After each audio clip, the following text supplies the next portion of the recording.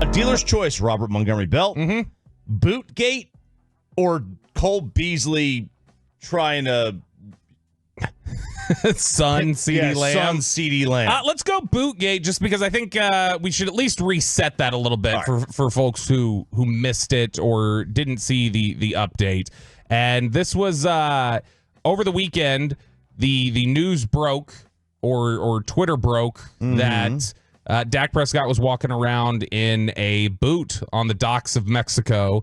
And this is something that Sean and I had talked about on Friday and recapped a little bit. But I know, Chop, you were out. This was right before you recapped the hot dog eating contest, right? We didn't do that. I put it in my prep. Yeah. He didn't put it in there. And so I was like, it's pretty disgusting anyway. Yeah, I know. But I wanted to talk about it. How it was basically like, winning a random ass PGA event while all the golfers in LIV are banned from participating. Yeah, like, who cares that you won that? Yeah. But no, Dak Prescott. The issue here is that he's walking around in a boot in Mexico, and then all these reports come out that say he's still in the boot. No, he's not. He's out of the boot. It's a foot sprain. No, it's an ankle sprain. No, it's just his ankle sore. No, it's not even any soreness. This is a precaution he always takes when he goes on the boat. I know. Eric, you and Brian got into it a little bit on Friday, I believe, going back and forth in terms of how serious an issue this should be. Ultimately, Sean and I came down on the idea that I'm not worried about it. I'm about a 2 on the 1 to 10 scale of worry. But I'm not. But also at the same time, I'm not blaming anybody who wants to be concerned about it because it's that same ankle.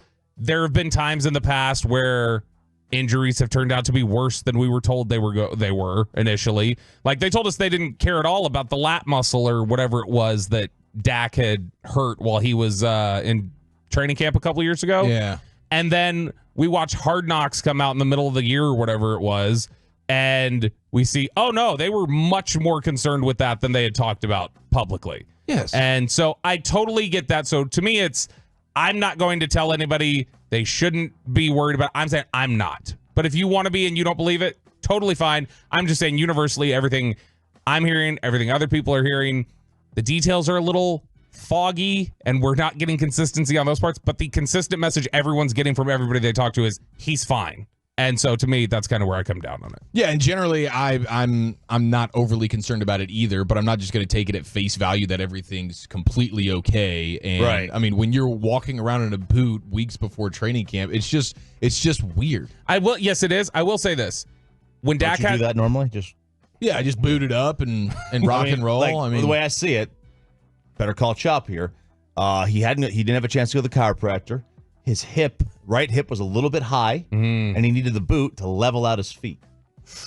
Makes sense. He needed an adjustment. Right. You think this is more a hip problem than a foot or an ankle problem? Yeah, that makes a lot of sense. You wouldn't just go run-of-the-mill like cowboy boot here to give you that extra lift. You want to go medical boot just to get the people going. Well, look how stupid is it to walk around with one cowboy boot on? Whereas a single medical boot, people just think, oh, poor guy, he's got an injury. Yeah. And maybe like he'd rather go viral with maybe injury questions other than like how hammered is Dak right now, stumbling around a boat dock in Cabo with one boot on. If I'm Dak, I'm leaking that this injury was sustained tripping over a rattle, taking care of my new bundle of joy, and just being a good dad. Just too good of a dad. Yeah, man. and hazards being a dad. This is a girl dad injury. Yeah. Is what it is. Can't come back at that one. That's the way that I would come at it. Because what are you gonna say to that? So yeah, like this will obviously is going to be the number one story non-contract of camp to start with for Dak. Yeah, when he first walks in. But if he walks in there and nothing's going on for the first practice we're out there, everybody will forget it. Absolutely. Until this will happen, because it happens to Dak every camp, he gets a tired arm. Right? Every quarterback will take one day off. My arm's a little bit dead. Oh, okay. You know I see what you're saying. Yeah, it's not him. It's just every quarterback will get like every pitch, right? My arm's a little dead today. Yeah, like a load management day. Right. And people are going to start saying, it's the ankle. Was he overcompensating? Was he not using his legs because of his foot? And he was throwing more with his arm, and now his arm's tired. And that's the crap that's going to happen. It's going to be annoying. It really is going to be annoying. I will say, when he had the calf strain, and I know this is not a great example because he didn't play great coming off the calf strain, and so it was still concerning. When he had the calf strain, he was in a boot 6 days before he returned and played against the Broncos. And I've seen J-Ron Curse in a boot post-game and then out there practicing on Wednesday. And so I do know that they have a tendency to, hey, let's ultra cautious, just put a boot on. It definitely means something when there's an injury too. So it's not just universal. It means nothing. But I'm saying I have seen them use it in times where it didn't mean much. And somebody texted something in on Friday that I thought was pretty much what we're looking at here, which is this is a case of you're our $60 million investment potentially. Just put the damn boot on if you're going to be, walking around and stuff like that. Like if you're a little sore, fine, we're not concerned with it. But this is just an abundance of caution for the most expensive thing that you have on your roster. Yeah, I was wondering if this is something that we're just finding out now that he, from time to time, post catastrophic injury from a few years ago, throws the boot on, and we're just discovering this now. That would make me feel what he was better. telling Clarence Hill, apparently, is that the last time he had gotten in the water or done one of these things, he had texted Clarence that his ankle got kind of swollen. And so that's going in the water? Or what? I don't know if it was on the water or if it was, kind of. I don't know if it was on the actual boat or if it was from getting into the water, what it was specifically. But he had said that the last time he did one of these trips, his ankle kind of swelled up. I remember there was a viral photo a couple years ago. He's walking around the sand and that ankle was swollen. Oh, I bet. But it was just that one. Yeah. And people were freaking out. And so I'm not surprised that he's maybe looking at it and saying, yeah, this is what I'm doing now to be extra cautious. And Dak is such in a good way, Dak is such a psycho about like his work and like all the different advantages that he's trying to look for and all these different, it's that typical quarterback line of thinking of got to find every advantage, got to do this, got to do that. So it doesn't surprise me that he might say, well, I got to protect things, got to put this boot on, even if I'm on a boat over here doing this because I need to be protected. But it is difficult to get a read on, and I don't fault anybody if they don't trust it, because it's the inconsistent messaging of we were told foot sprain. Brian, I know, heard ankle soreness. Dak told them neither of those, just a precaution. And so when you hear inconsistency, it's really easy to look at it and go, this sounds like y'all can't get your story straight because you're having to cover something. And so I understand people who have that line of thinking, but I come down on the side of, just from talking to everybody consistently that I talk to behind the scenes, they all are saying he's fine. And so to me, it's like, all right, I'm going to believe he's fine, and that maybe they're just muddying up the details because they don't want people panicking over something that they know is nothing.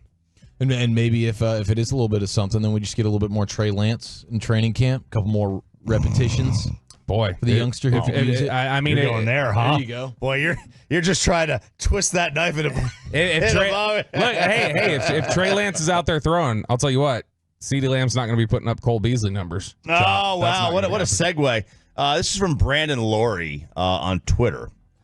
He posted Cowboys CeeDee Lamb working on his explosiveness with Alchemy Sports. Alchemy? Sure. Alkeme. Alkeme.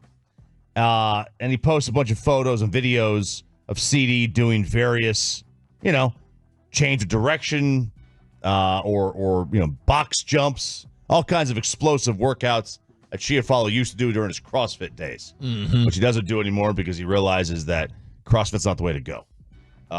He's back in the regular gym. Yes, I am. Yes. Just bro splits now. Bro split.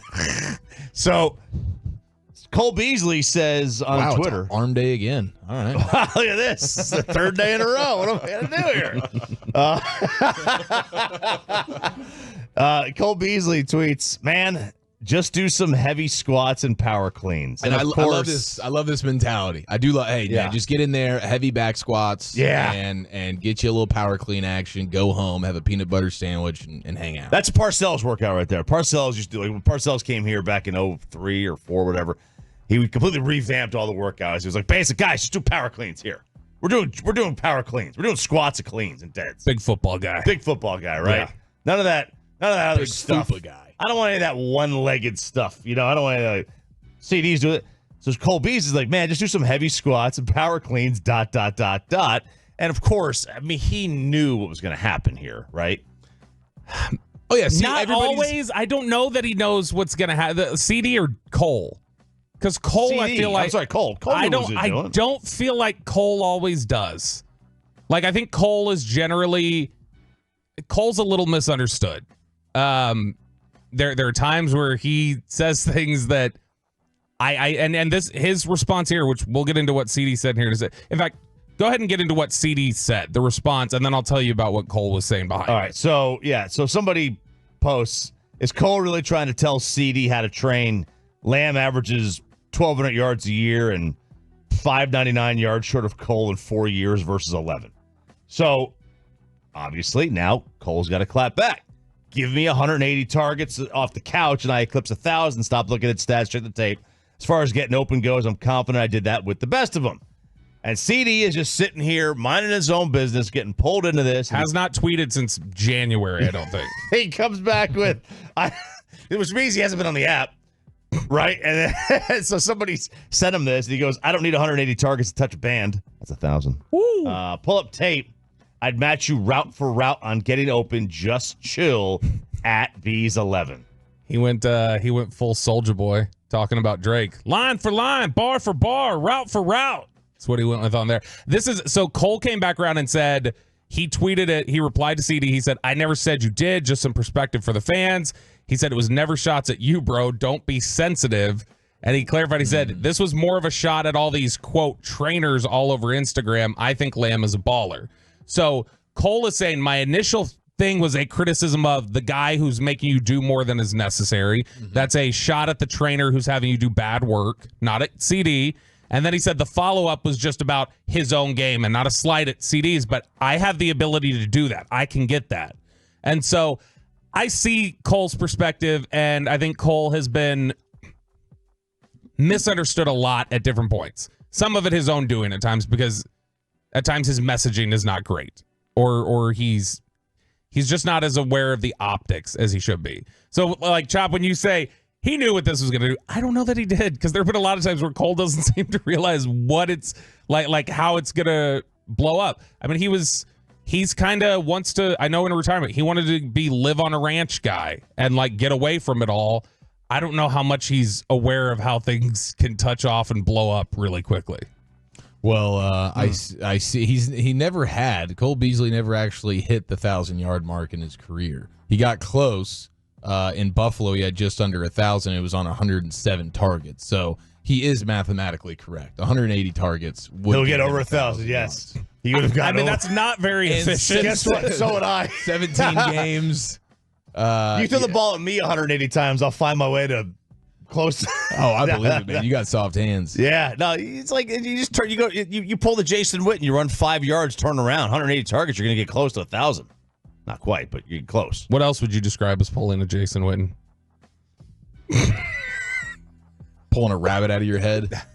Yeah, that's a good one. Yeah, good way to end it, Cheech. Good way to end it. Let's not talk high school football here.